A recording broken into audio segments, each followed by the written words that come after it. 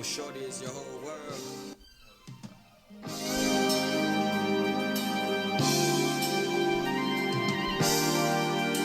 Best Gotta thing set about the a mood girl. right. Valentine's Day, baby. Well, shorty is your whole world. Set the mood right. Valentine's Day, you my baby. everything. Baby, you My my everything. everything. We gonna let this play. We gonna let this rock out. Let's go. Get him, Kenny.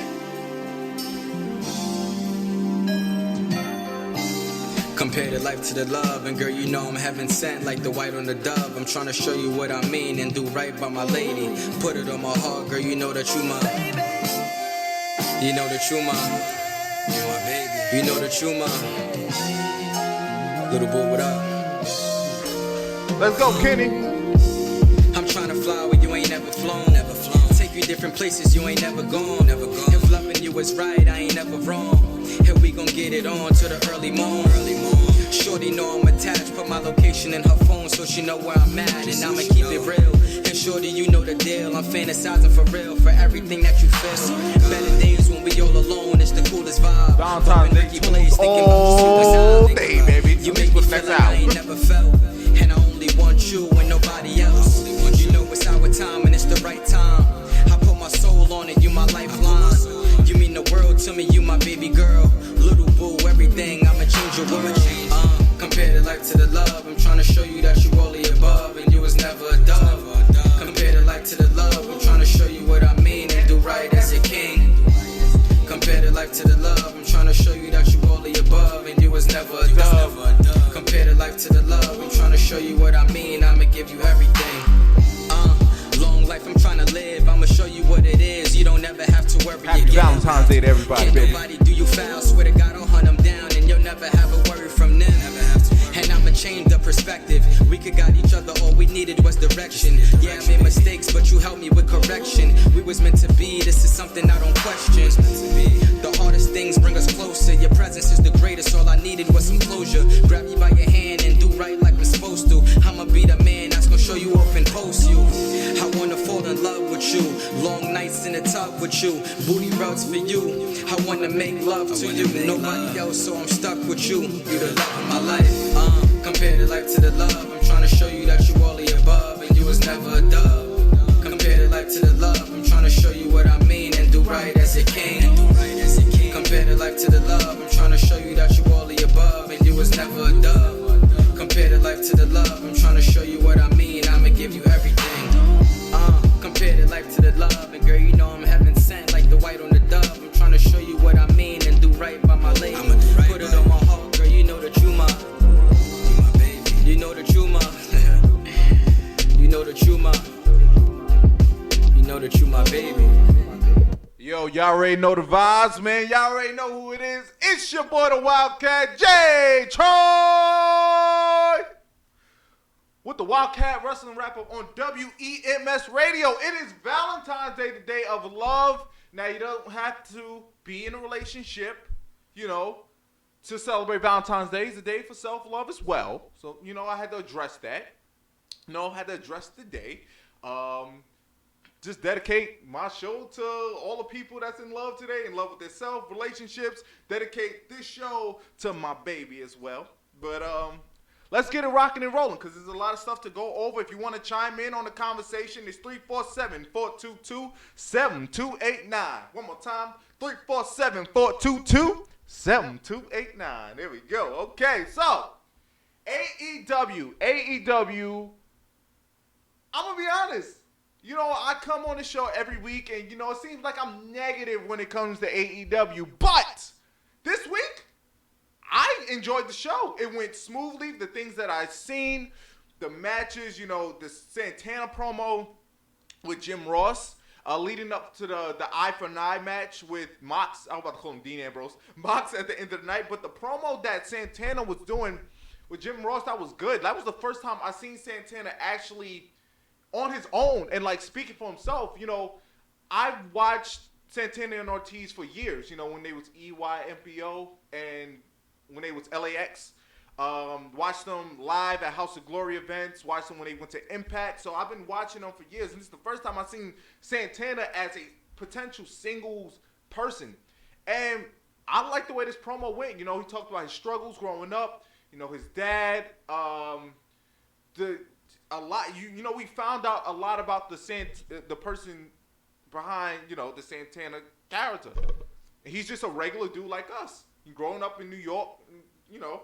But this was a great sit-down promo that Santana did, and it was a great way to build up to the eye for an eye match later in the night with Mox, and definitely was a great match later in the night. And Mox ended up getting the W, but it was a strong showing from Santana. This was, I think they had gave the statistics on the last time Santana had a singles match or something like that. It was like over a year since he had like a singles match. All of his matches been like tag team joint. That's crazy. But this just shows that, you know, you never know when it comes to these tag team people. A lot of these people, they've been stuck in, I don't want to say stuck, but they're in tag teams, and you don't know who exactly that person is. Like, you just look at them as a tag team person, don't really realize the potential they can have as a single star. I do see a lot in Santana. I'm not going to hold you. When I used to watch him, Santana was my favorite out of the two. Okay, everybody has their favorite. Out of the tag team, you know, when you had Hardy Boys, my favorite was Jeff. Dudley Boys, I was more of a Bubba guy. Usos, I ain't gonna get that. I ain't gonna get to that. That's family. But anyway, this is AEW.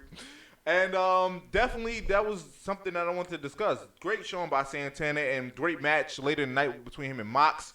And actually, you know what? That just leads me into what happened after the match. Jeff Cobb's debuts with AEW. Now, I'm not going to spew this mic and said I watch every Jeff Cobb match. I'm familiar who Jeff Cobb is.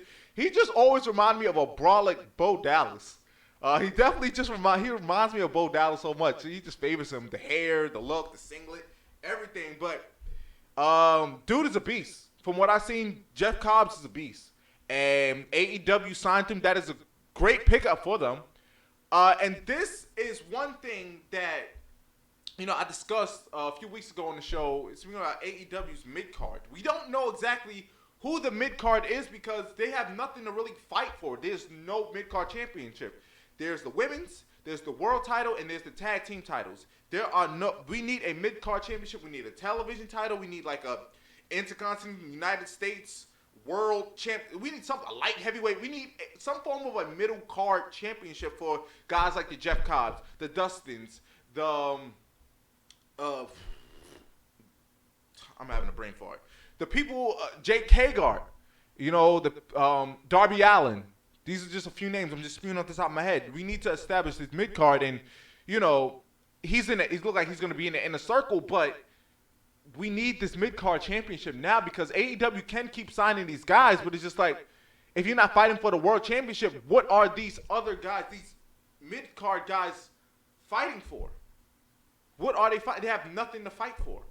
MJF is somebody who can really just kill it, just get that title and just take it and just run with it for a year. A mid-card title is what AEW is desperately needing right now. Speaking of title matches, well, hold on, before I get to the title match, Jeff Cobbs is fighting Mox next week. Now, this is interesting because Jeff Cobbs, he just debuted, right? So he's fighting Mox next week. The only way this match can go is if it ends in a no contest. Neither one of these men can lose this match because Mox needs to continue gaining momentum into the Jericho match for the world title. And Jeff Cobb just got there.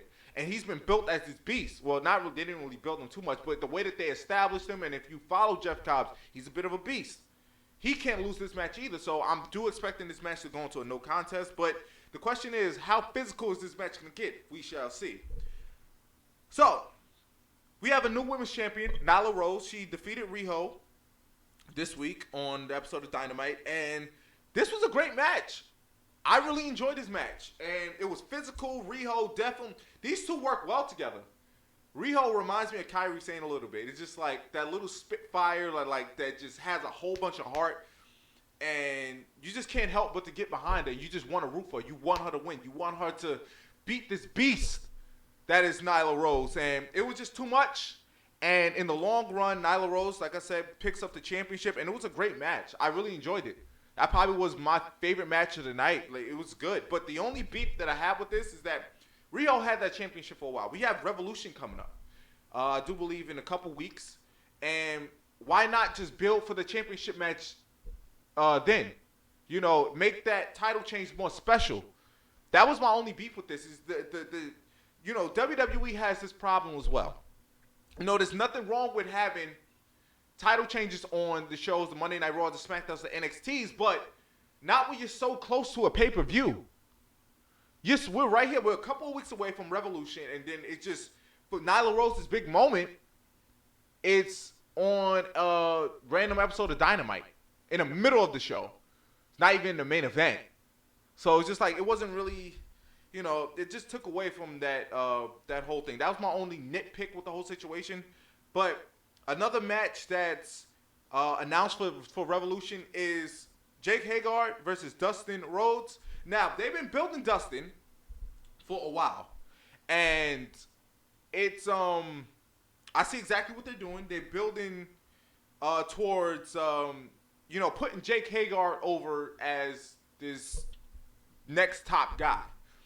So they let Dustin get some wins over these past few weeks. He beat up Sammy Guevara this week.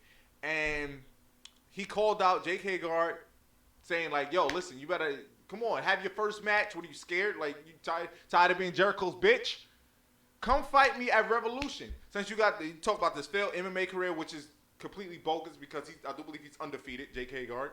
But, just add a little steam to the rivalry. And I think that this match is going to be very physical. These men is going to deliver.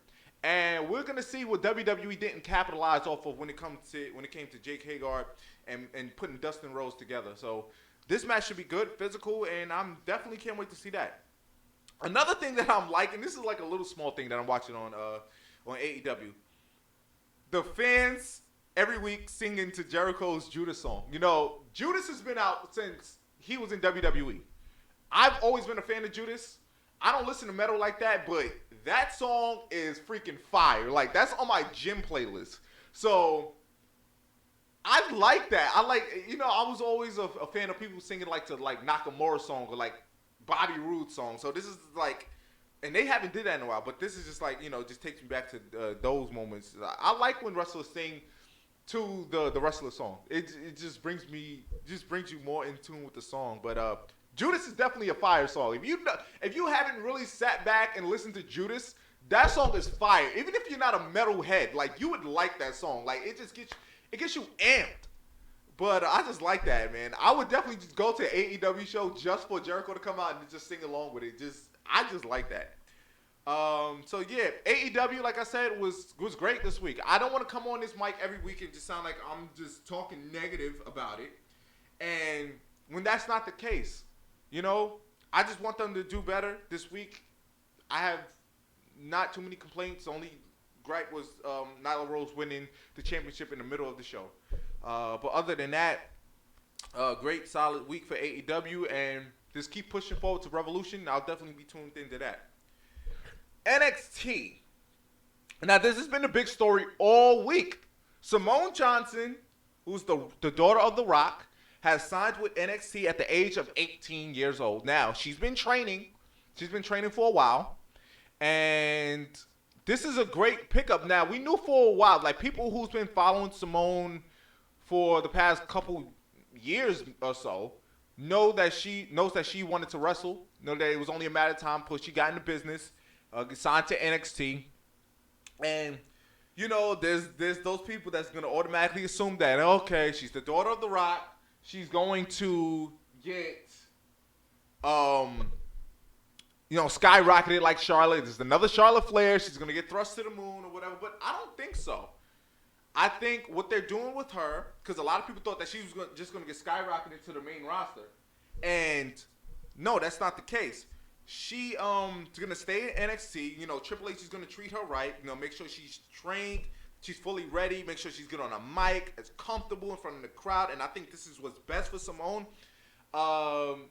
Let's just see if she carry on any of The Rock's, legacy. I think her finishing move, she's going to use the Rock Bottom. For some reason, I feel like I don't think she's going to use the People's Elbow, but I think her finishing move is going to be the Rock Bottom. I think so. If Charlotte can do the figure 4 into the figure 8, I think we're going to see the return of the Rock Bottom on a weekly basis with Simone. I can't wait for this. This is huge. And she's the first ever 4th generation wrestler to be signed with WWE. I think ever, but don't quote me on that. But I do believe with WWE. So I'm excited for Simone. I think her name is going to be Simone Simone Maivia. I think that might be her name, but don't quote me on that. But that's my early prediction. But Simone Johnson is signed with NXT at the age of 18, and I can't wait to see what her future holds. I'm definitely going to give this a chance, and I'm very excited for her. NXT TakeOver Portland is this Sunday. Now, I do believe this is like the first ever. This is the first ever NXT takeover show that's not really like coinciding with a WWE main roster pay-per-view, because usually they will have a takeover on that Saturday, and then that Sunday it will have the WWE main roster pay-per-view whenever they're like in the same town. But this is the first time NXT has their own weekend where it's just like them, you know, I mean, they have NXT UK, but like this is the NXT. Okay, this is their first pay-per-view, I do believe, where it's just them. It's on a Sunday, and I do believe it's like at like 7, you know, whatever. But this card looks alright. Like I'm kind of intrigued with this. This can go a whole bunch of ways, but I did make my prediction, so we're gonna run down this card and we're gonna talk about it. Right? So we got Dakota Kai versus Tegan Nox. You know, y'all remember this rivalry started. You know, these were two best friends, but this rivalry has started in the War Games where Dakota Kai turned heel and just beat the holy hell out of Tegan Nox. And that's when the beef started. So it leads to this street fight match. My prediction, Dakota Kai. Dakota Kai has to win this match because it just keeps her momentum going. Now, I think that this rivalry is going to go past TakeOver Portland, but I think Dakota Kai should and needs to get this first win. First big win on the main stage. Because Dakota Kai, even when she was a face, like, we all love Dakota Kai. She's a great wrestler, great look, but she hasn't had that big win to me. So I think this will be her first like big win. Great match, street fight. It's gonna get physical. I can't wait to see what these women do. And yeah, NXT Tag Team Championship, the Undisputed Era versus the Bruiserweights.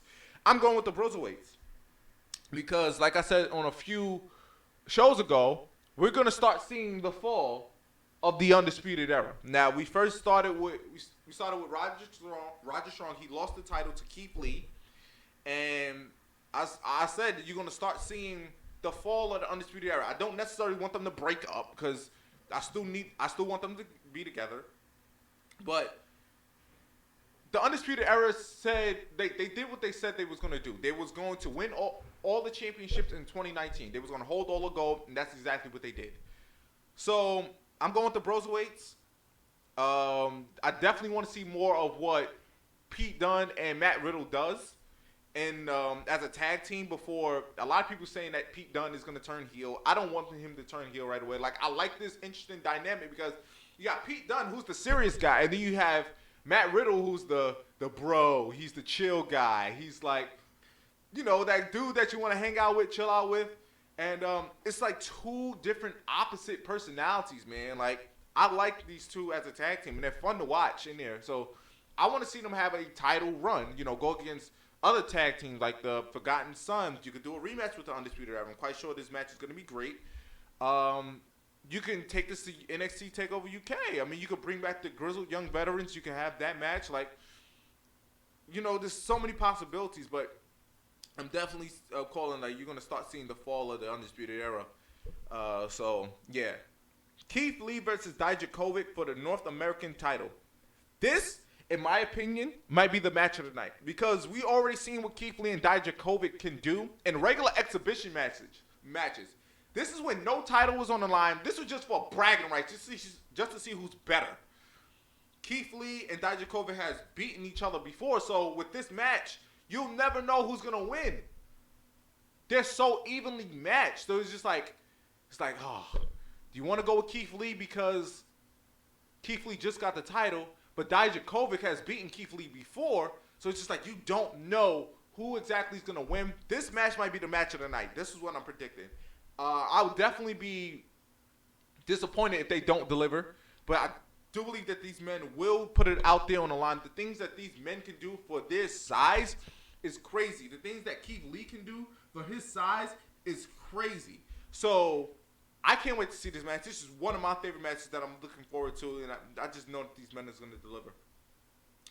Finn Balor versus Johnny Gargano. Now, this is going to be the match of over 30 kickouts, especially with Johnny Gargano. And, you know, I feel like it's going to be a great match. Finn Balor, I do believe is going to win because although I want the Velveteen Dream to fight Adam Cole for the NXT Championship and Velveteen Dream wins the title off of Adam Cole, I don't think that plans is going to really go that way. I'll get down to the Tommaso Ciampa and Adam Cole match later, but I do believe they're leading towards Finn Balor versus Tommaso Ciampa during WrestleMania weekend. Okay, that kind of spoils what I feel for the main event, but yeah, Finn Balor beating Johnny Gargano, getting some momentum, going into the Tommaso Ciampa NXT Championship match. That's what I think is going to happen. That match is going to be freaking phenomenal during WrestleMania weekend. Although I want Velveteen Dream versus Adam Cole, or I want Velveteen Dream in a way to become NXT champion, I think that's the route they're going to go. They're going to start slowly building towards that way. But, I mean, I ain't gonna mind. Both matches will be great if they go in either direction. Rhea Ripley versus Bianca Belair.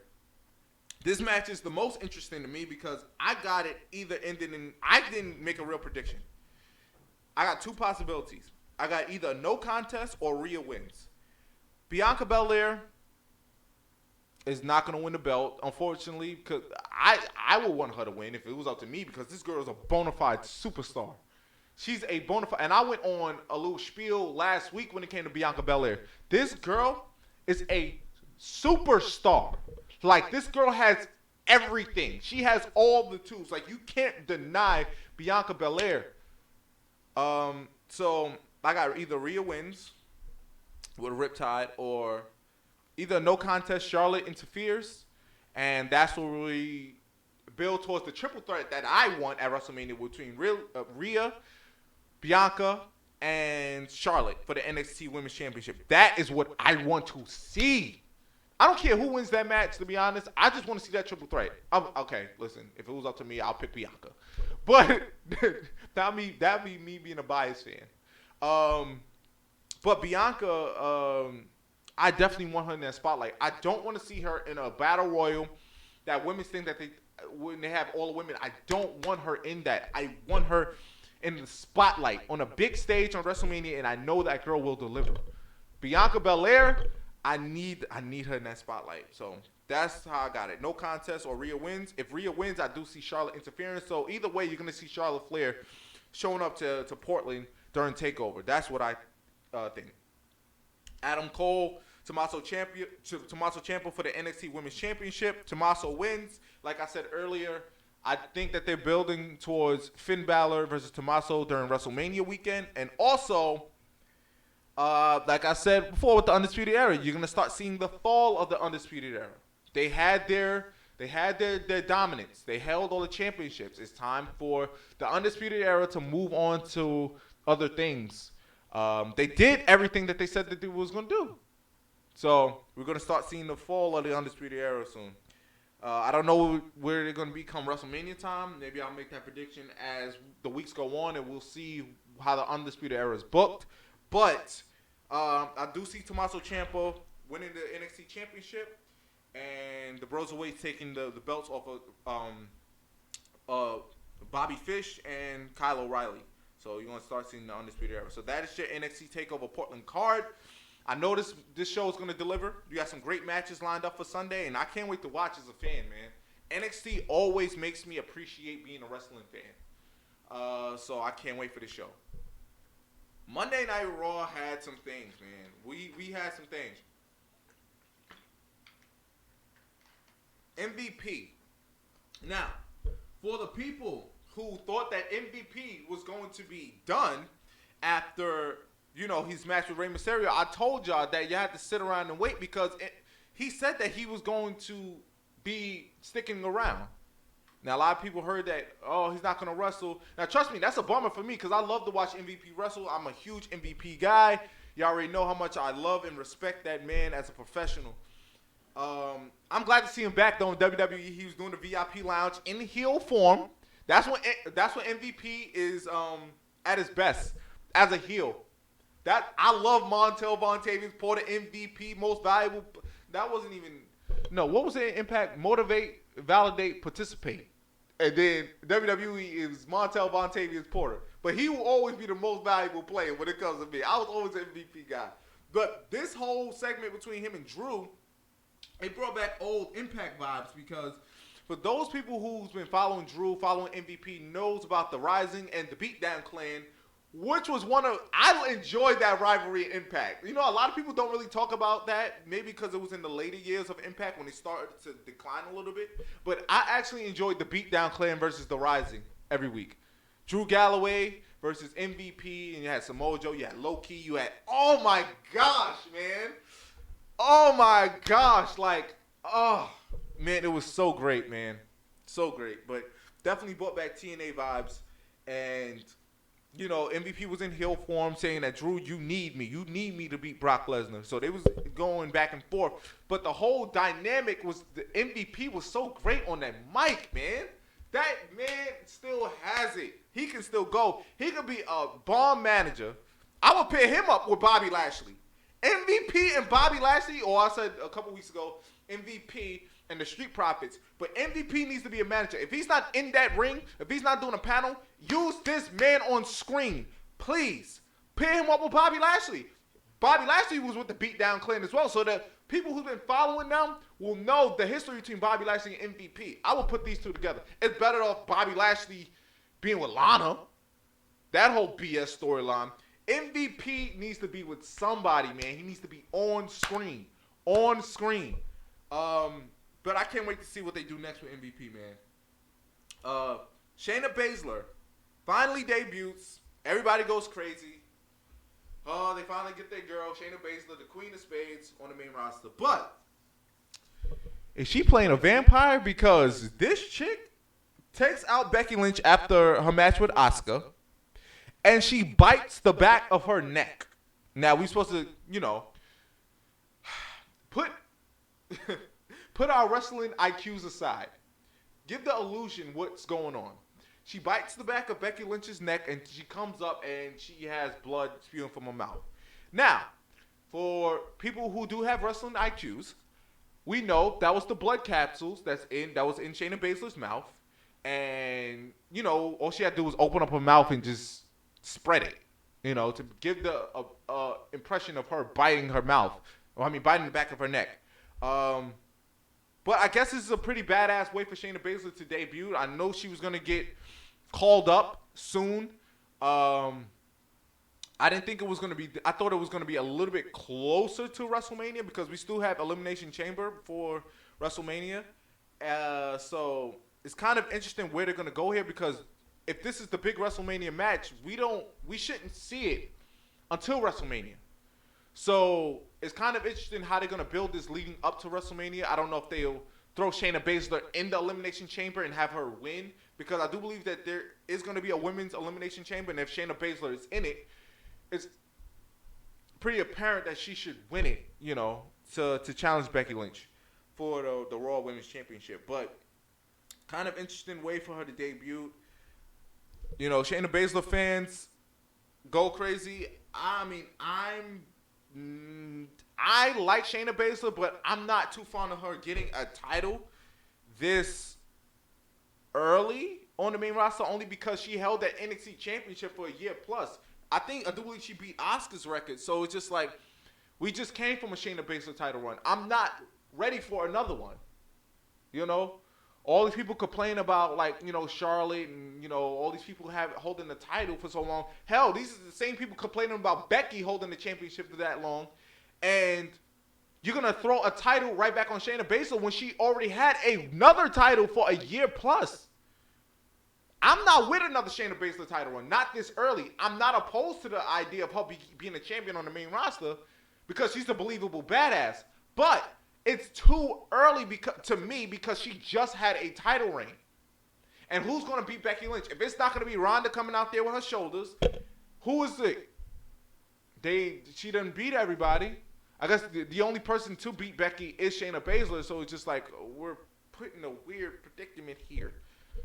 But yeah, Shayna Baszler debuts on the main roster, so we'll see what's gonna happen next. Matt Hardy looks like he's written off of WWE TV, and he got deleted by Randy Orton, and they said that this could be WWE's way of writing him off, and his contract is up March 1st, I do believe. And it's looking like he's not resigning, and he's going to go to AEW. And I think that would be a great pickup for AEW because that is another great mind. Broken Matt Hardy can return in AEW, and I would just love what they can do. Hell, he can be the leader of the Dark Order. Like, there's so many things that you can do with Matt Hardy in AEW. And the minds that they got over here, Jericho, you got Cody, you got all these people backstage that can thrive with somebody like Matt Hardy, that can work well with somebody like a Matt Hardy. So he's being written off of WWE TV. It's a shame because I wanted to see him and Jeff have one more tag team title reign before they call it quits. And I do see Matt Hardy coming back to WWE, getting inducted into the Hall of Fame, of course, because that's the only way to go about that to end his career. But for now, Matt Hardy has some gas left in the tank, and I think that he should, if he still has that creative mind, which everybody knows that he does, we need to use it. We need to use it before he don't have it no more, before he really can't wrestle no more. He's in a great shape, best shape of his career. Although it would be sad to see Matt Hardy off of WWE television, it seemed like they just came back, and he's already leaving. You just know he's going to thrive in AEW, and that's another big company where you're going to see Matt Hardy's creative mind. This man single-handedly put Impact on a map. We wasn't watching no form of Impact around the time of when Broken Matt Hardy debuted on Impact. But the gimmick was so wacky and so crazy that we had to stay tuned. For the biggest WWE fan, we had to tune in. That was the only time I was really tuning into Impact, to watch the final deletion, the ultimate deletion, all that stuff. It was so great. Yeah, Brother Nero, I knew you'd come. Like, all this stuff, it was just so great, man. I can't wait to see what Matt Hardy does, man. I just hate to see how WWE did waste him. But yeah. Another thing before we go into the break, I just want to get into Aleister Black right quick. Aleister Black and this Black Mass. The Black Mass continues to be one of the best finishing moves in wrestling. That move just looks so devastating the way that his opponents sell it. It can literally come out of nowhere faster than an RKO. That is the only move that can be hit faster than... You can counter the RKO with a Black Mass. That's how deadly this move is. I would love to see Randy Orton go against Aleister Black, and they'll do like the battle of the finishers. Who can hit their moves faster? Definitely be good. I just want to see Randy Orton go for an RKO and get hit with a Black Mass. Or a Black Mass missing to an RKO. Like, I would love to see these two go at it. But after the Edge rivalry with Randy Orton, I think that Aleister Black and Randy Orton should clash to see these two finishers, because I think that these two can have a badass rivalry. And that goes into my next thing. Aleister Black needs a serious rivalry ASAP. Like, he's looking strong every week. And I'm glad that he's being booked to look strong, because Aleister Black should be booked strong. But this man needs a serious rivalry. Like, we need something to care about. It doesn't necessarily have to be fighting for a title just yet, because that was my one thing. Although I wanted him to be one of the people to win the Royal Rumble, I wanted him to build up more momentum. That I didn't mind, but at the same time, I just wanted him to get a little bit more steam before, you put him in a WWE or world title picture, But that's what I got to say about Aleister Black. So, with that being said, we about to go into the next break. I'm about to play about 2 songs, and then we're going to come back. We're going to run down some news, and then we're going to talk about SmackDown Live, and then that's about it for Valentine's Day. But we're about to go into the break, playing love music, right? We setting the move. It's Valentine's Day. So I'm playing my cousin, Michael Bostic, Love Until the Sun Goes Down.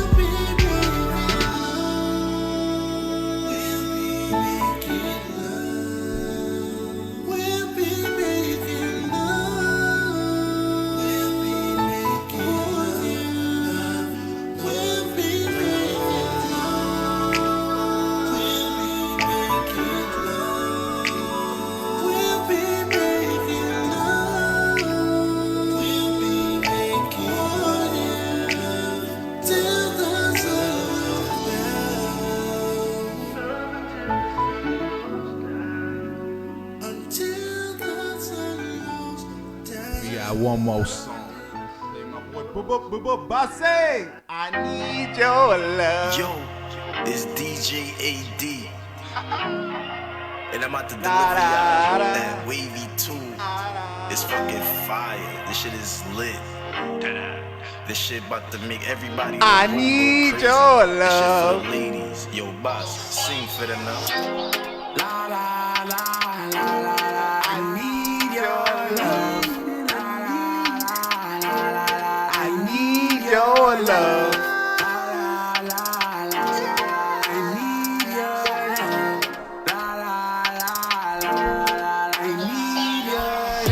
Girl, I'm gonna take my time, caress your body and hold you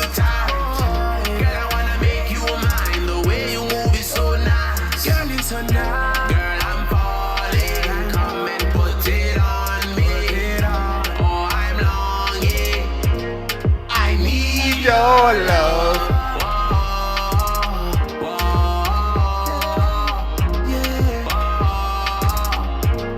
I need your love.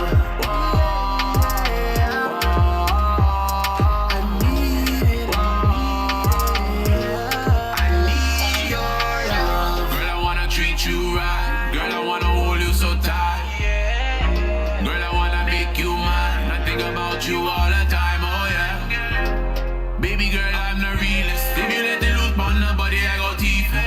Your body like a drug, girl, I need it. Put the ring there on your finger, wind up your body. I know say you're feeling on it. Your boom boom pattern is calling. Oh girl, and it's calling, calling, calling. Girl, wind up your body.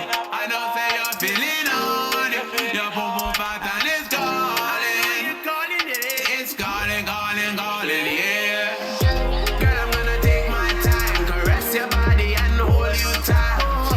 Girl, I wanna make you mine. The way you move is so nice. Girl, it's so nice. Girl, I'm falling. Come and put it on me. Oh, I'm longing. I need your love.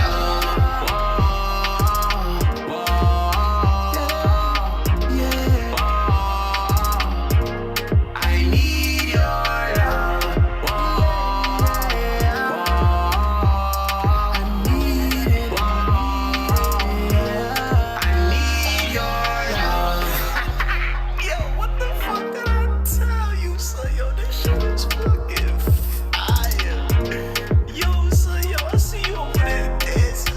Yo, this shit is fucking, this is too lit. It's too lit.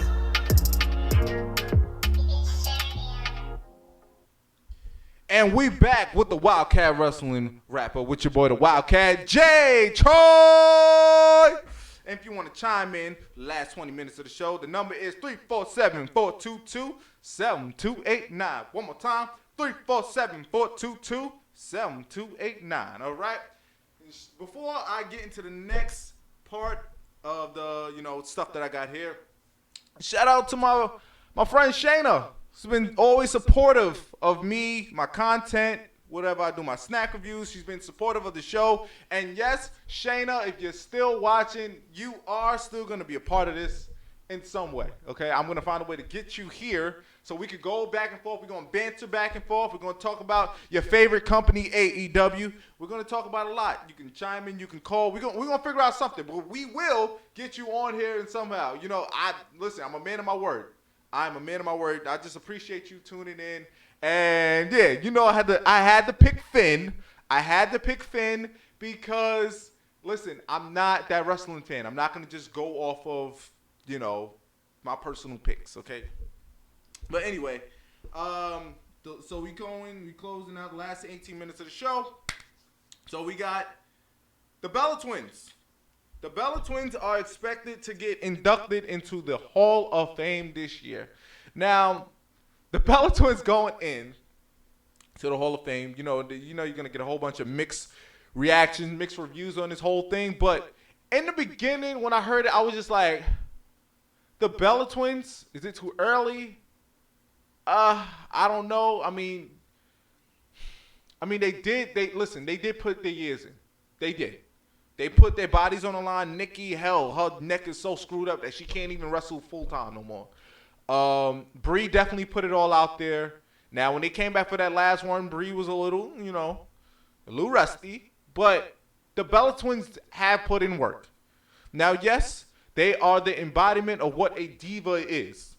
But they did hold their own in this new era of women. Like, they tried. They wasn't the best wrestlers out there. They wasn't like a freaking Sasha Banks or a AJ Lee or, like a Paige or something like that. But I do believe the Bella Twins, they held their own, So do they deserve to be in the Hall of Fame? I'm going to say yes. I'm going to say yes because they put in their time. Am I offending them are they top wrestlers? No. But they put in their work, they put in their years. And,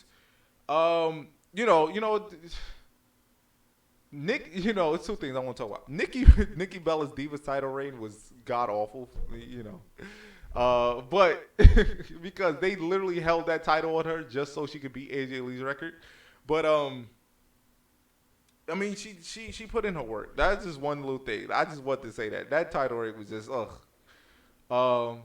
sup, baby? It's all good. So yeah, Brie Bella, one of her rivalries that she had was Stephanie McMahon. I enjoyed that, and it was the build up to it. I just remember the weeks of her coming to Monday Night Raw and her battling Stephanie, and then they had that one match at SummerSlam. I enjoyed that. So the Bella Twins have done something, like they have done things in the on like Raw and SmackDown and stuff that is just like they did some memorable stuff. They was a part of the women's revolution, transitioning from the Divas revolution to the women's evolution. And yeah, so listen, this is the same Hall of Fame that has Donald Trump in it. So it's just like, listen, don't go too hard over it, okay? But speaking of the Bella Twins, let's move on to Nikki Bella's ex, John Cena. John Cena is making his return next week to SmackDown, and I am excited because one of my heroes is returning to wrestling.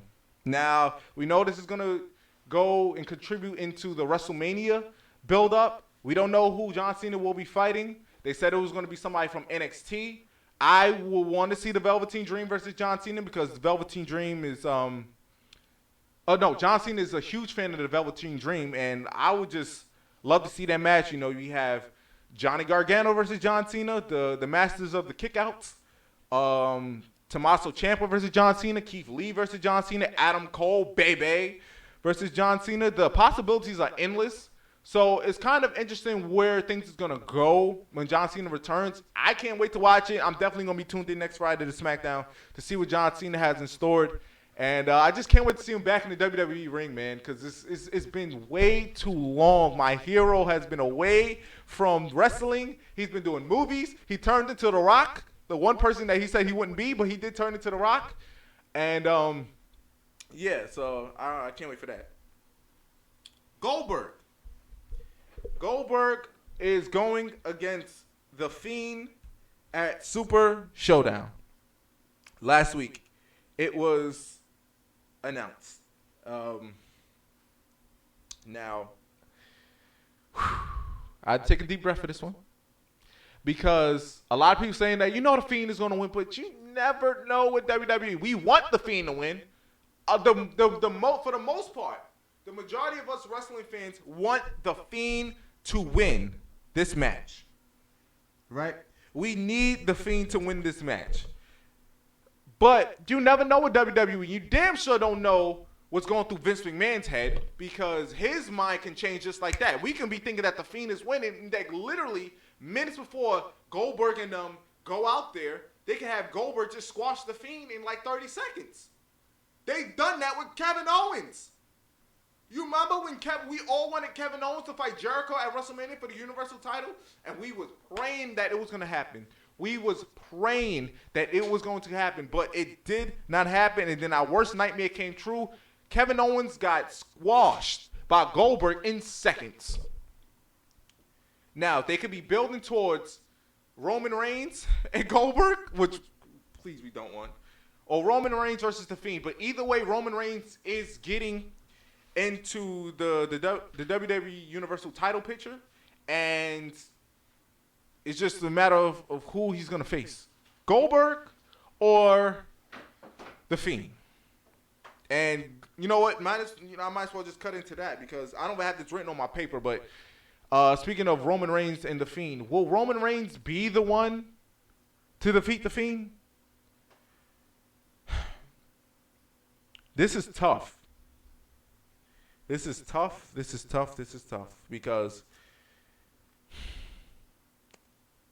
listen, The Fiend needs to remain undefeated past WrestleMania, in my opinion. I think the person who should defeat him is Aleister Black. That's the person, that is the guy. So I would be building up Aleister Black like they're doing now, and then we finally have these dark entities go against each other. That's if I was booking this stuff. But obviously I'm not. It's looking like Roman Reigns is going to fight The Fiend at WrestleMania, or Vince McMahon can change his mind. It could be Goldberg. Pray to God that match doesn't happen. They can build it off spear versus spear. But The Fiend versus Roman Reigns, it just worries me too, because The Fiend shouldn't be losing at WrestleMania. This is a big stage. Bray Wyatt needs to keep this momentum going through WrestleMania, through SummerSlam. He can drop the title at SummerSlam, but Survivor Series, I would even go through there. Hell in a Cell, but like I would just continue the Fiend's momentum. Like, you know, they got something special here. Why ruin it now? Why rush him losing now? It doesn't make sense. Keep it going. And if Roman Reigns is the one to defeat The Fiend, that just rubs me the wrong way. It just rubs me the wrong way. But yeah. So SmackDown Live tonight. Now we don't know the full card, but what we do know is Miz and Morrison is fighting Roman and a mystery partner. I gotta say, let me drink the water. Let me see if I can do this. If I have it, because I'm like kind of exhausted today. We're talking about them thuggles, so men on thuggles, Jimmy Thug, UJ Thuggles, downstairs day one. That is me, baby. So word is that the fan might not be at SmackDown tonight because of their legal issues. That they got in trouble with. They've been actually locked up in the penitentiaries, not just a gimmick. They live by the penitentiary. I'm just joking. That's family right there. But anyway, they're not allowed into Canada. This is not the first time this has happened before. So they could be off of SmackDown tonight. So Roman Reigns is going to have a mystery partner. Now, who can it be? It could be Daniel Bryan. It could be Braun Strowman. Just don't expect nobody too crazy. It could be fucking Baron Corbin. Just random. WWE, they just throw random stuff together. It could be anybody. Who's in Canada? I don't know. Who's in Canada on SmackDown? I don't know. I haven't brain file. But you got Miz and Morrison versus Roman Reigns and mystery partner. We got a women's title match. Carmella versus Bayley. I do expect Bayley to retain the championship. And I would hope we get the Naomi versus Bayley match that I wanted last week. I wanted Naomi to win that Fatal 4-Way match. She lost the Fatal 4-Way match to Carmella. That was completely random. It was 3 blondes and a black chick in the ring. Should have known better to go against Vince McMahon.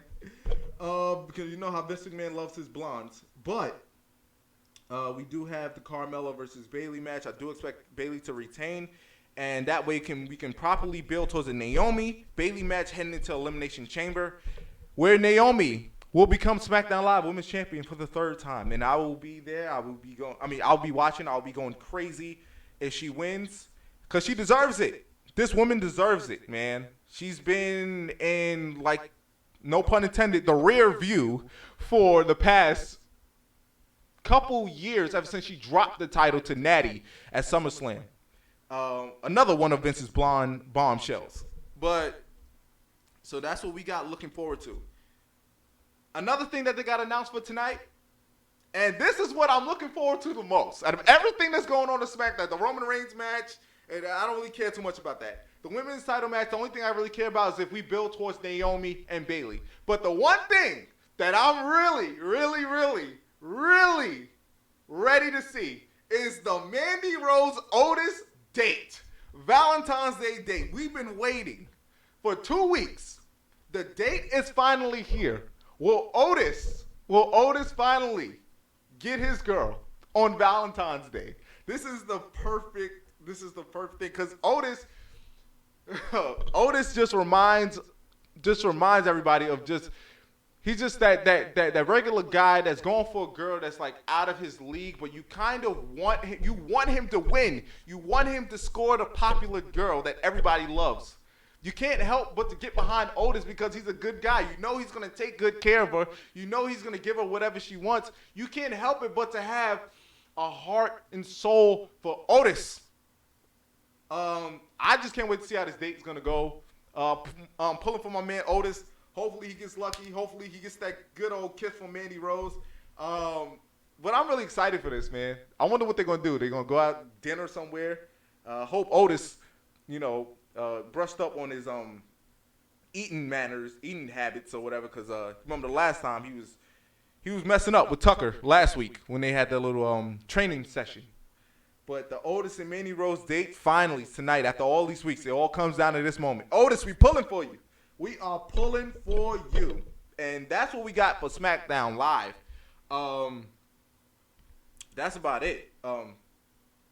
I just, you know what? I got an extra couple minutes. So, I'm just going to go over who's my favorite WWE couple.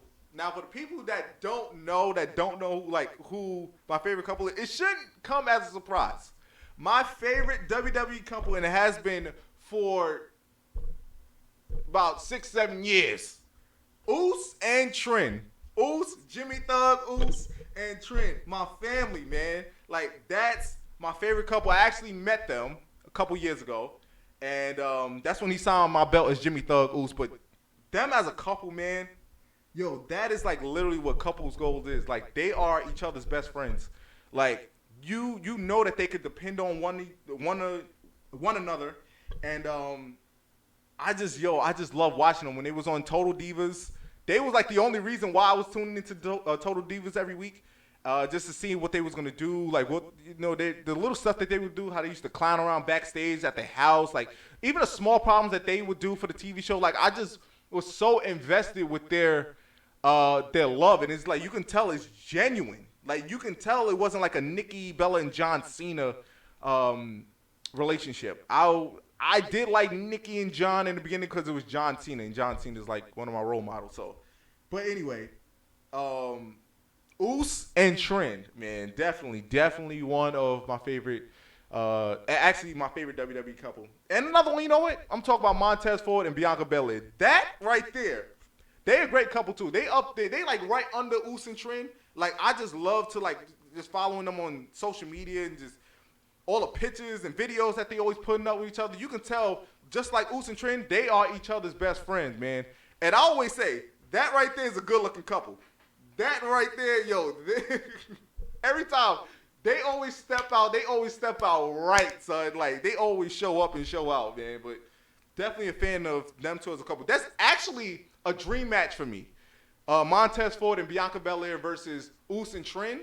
The mixed match challenge possibility. I just want to see that in some way. I need to see that match. That's definitely a dream match for me. But I just want to go over that. That wasn't even on my sheet. I just wanted to go over that right quick. Because it's Valentine's Day. It's a day of love. Everybody, if you're celebrating tonight, have fun. Enjoy yourself. Stay safe. And yeah, this has been your boy, the WildKat J. Troy, with another edition of the WildKat Wrestling Wrap-Up on WEMS Radio. Thanks for the people that tuned in and showed the brothers some love, man. I really, really appreciate it. And we will be back next week, baby. I'm going to play a song to take us out. And, yeah. Shout out to my brother, Kenny.